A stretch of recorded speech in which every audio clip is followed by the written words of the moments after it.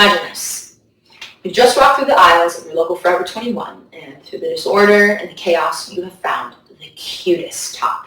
And it's only $7. Score! But now imagine this. You're a young, respect-sustaining child. You've just been awoken at 8 a.m.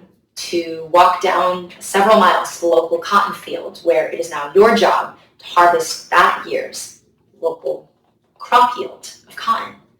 You work 12 hours in the blaring hot sun, you're paid less than $1 an hour to do this back-breaking labor, and you're stripped from your education in order to do this job. Worst of all, your government actually sanctions this. Sounds unethical, doesn't it? That's because it is. This is the life of a young childhood laborer. And that cute $7 top you've just bought actually enables this cycle to continue. So then my proposition then is that fast fashion is less favorable to vintage and secondhand clothing because fast fashion is environmentally and ethically dubious, and that consumers must stop supporting it by instead wearing cost-effective vintage clothing. So you might be asking right about now, what is fast fashion? The Economist defines fast fashion as an approach to the design, creation, and marketing of clothing fashions that emphasizes making fashion trends quickly and cheaply available to consumers. This is hugely popular right now, but also hugely problematic. So today I would like to discuss with you how fast fashion is less favorable to vintage and secondhand because it is a global pollutant, because it exploits childhood labor, and because wearing secondhand is actually much more effective for your financial needs. First, I would like to discuss how fast fashion is a massive global pollutant on the planet. Fast fashion predicates its system on this kind of consumerism. They create a trend, they send that trend into production, that wave of trend hits clothing stores, it's bought out, and within a couple of weeks, a new trend is pumped out. And this keeps factories in production and clothing stores constantly selling more and more and more. This is hugely wasteful because every couple of weeks, this kind of consumerism encourages you to throw out clothing that you've only worn a couple of times and then buy up new trends. This wastes tons of dye, textile, unused clothing, and even used clothing. And all of those things end up in massive landfills that stay on the earth for hundreds, if not thousands of years. This is such a massive problem, in fact, that Business Insider has found that fast fashion is actually the #2 pollutant on the planet.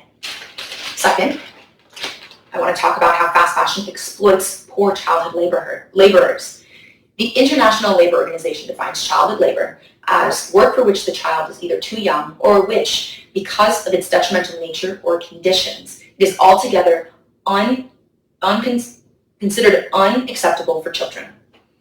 The UN has found that 260 million children are employed worldwide, and that of those 260 million, 170 million of those people are actually employed in conditions that are considered childhood labor, meaning they are completely unacceptable. Fast fashion exploits poor countries and exploits the citizens of those poor countries' needs for employment and money. So in order to keep their profits at an absolute maximum and their bottom line at an absolute minimum, they hire children because they can be paid less, and they put those children in awful conditions for several long hours a day and pay them close to nothing, all for the mighty dollar. Third, I want to talk about how ditching fast fashion for a personalized vintage or secondhand wardrobe is much more financially effective. So if you've been paying attention, you'll notice that fast fashion wants you to keep up with the latest trends. It wants you to keep buying more and more and more, effectively rendering clothing from a couple of weeks ago useless and out of style. But what you do by buying vintage and secondhand is that you can get a little picky. You can look through previous generations' trends and decide what you like and curate your own style. This is actually much cheaper down the line because once you've collected your own hand-tailored vintage wardrobe, those clothing selections are actually going to last you for several more years as opposed to keeping up with more and more trends, saving you a lot of money down the line. In conclusion, the convenience of fast fashion is undeniable, but the moral, environmental, and financial implications have to be considered. Yeah, that $7 top from Forever 21 is super cute, but the true cost is a lot deeper. The true cost is pollution and child exploitation. Do the right thing and the stylish thing. Wear secondhand.